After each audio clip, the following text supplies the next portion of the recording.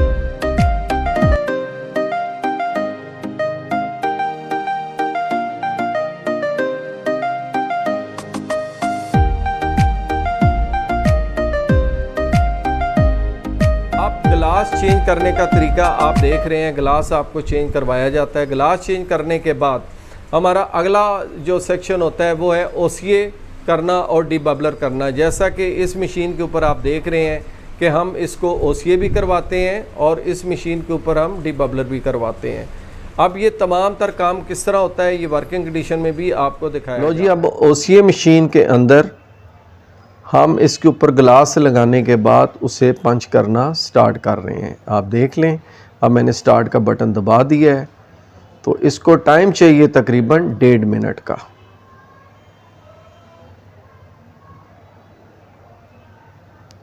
Die बैठती हुई दिखाई दी आपको, ये डाई LCD के ऊपर बैठ चुकी है।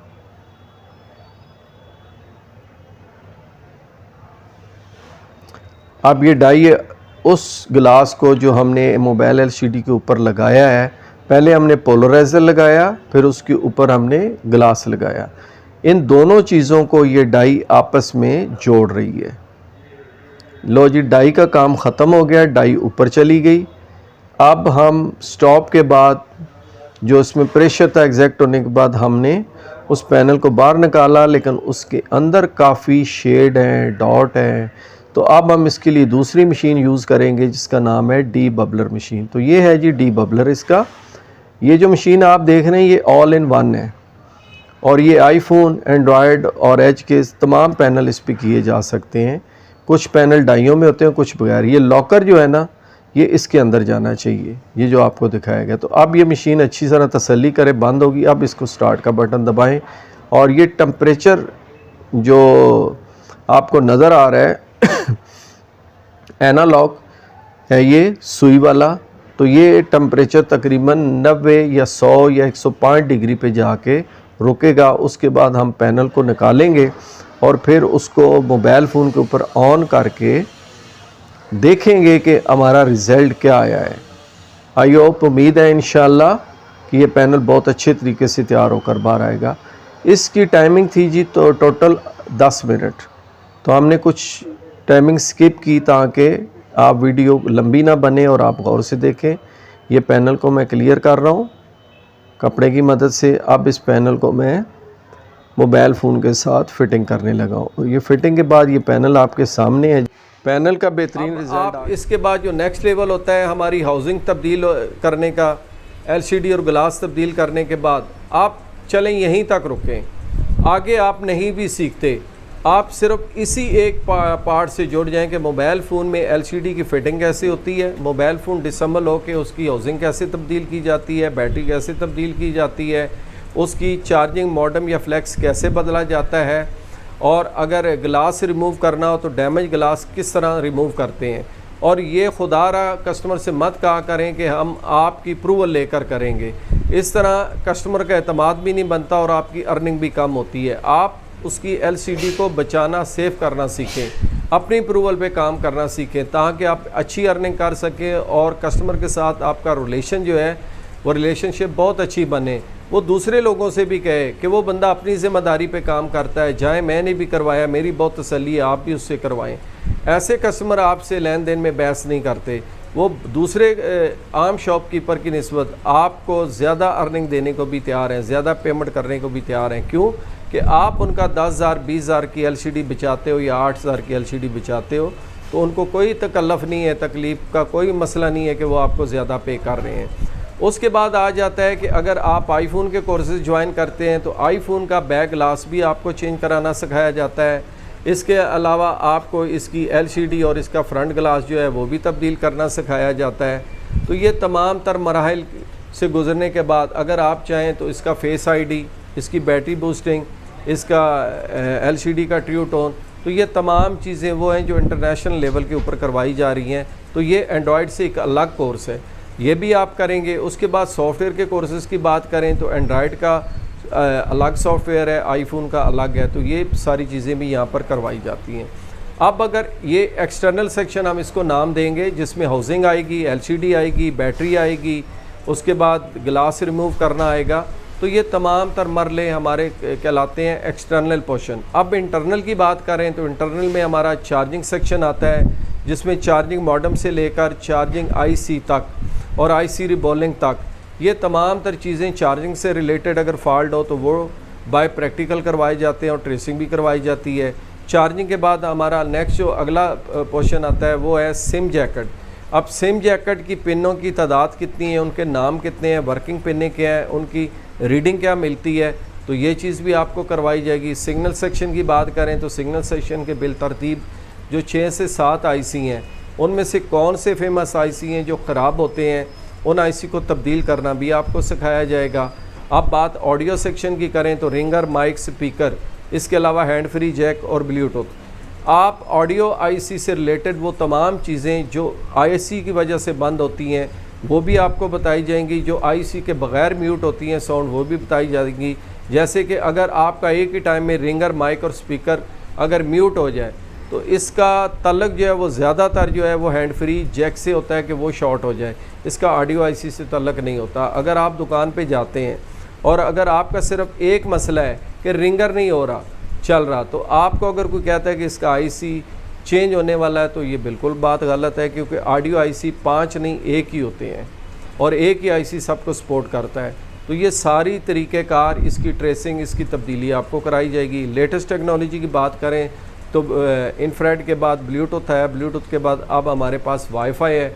वाईफाई से रिलेटेड तमाम ऐप्स हैं, उन ऐप्स का इस्तेमाल कैसे किया जाता है, डाउनलोडिंग कैसे होती है, ये सारा कुछ करवाया जाएगा। और फिर पावर सेक्शन के अंदर पावर आईसी आता है, उसमें charging controller IC, charging controller के बाद पावर आईसी, उसके बाद बिल तरतीब आपका सीपीयू आता है, फिर ईएमएमसी आता है।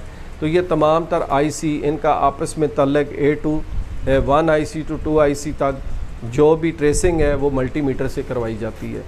अब आ जाएं जी कि ये तमाम तर कोर्सेस कितने अरसे में होते हैं। इनका दौरानिया जो है वो कम अज़ कम हमने 60 दिन मुकर्रर किया है, 2 मंथ। अगर आप में से कोई डबल क्लासेस लेना चाहे तो वो ये कोर्स 30 या 35 दिन में भी मुकम्मल कर सकता है। होता है ना कि आपको देर से वीडियो मिलती है या देर से कोई आपको बताता है कि यार आप हमारे पास आ तो रहे हैं, पाकिस्तान से आउट कंट्री के जाने वालों की बात कर रहा हूँ, तो आप मोबाइल फ़ोन के बारे में कुछ सीख कर आएँ। तो आप कहते हैं जी कि आप तो हमारे पास रह ही 1 महीना गया है, तो ऐसी कोई बात नहीं है, आप 1 महीने भी इन चीज़ों का तारफ़ बाय प्रैक्टिकल ले सकते हो। रहा एक्सपीरियंस काम करने से आता है, कोर्स के दौरान नहीं आता। कोर्स के दौरान यही है कि 5 घंटे की क्लास होती है, आप 1 घंटा डेली अपना एक्सपीरियंस ले सकते हो, 4 घंटे आप वर्क कर सकते हो।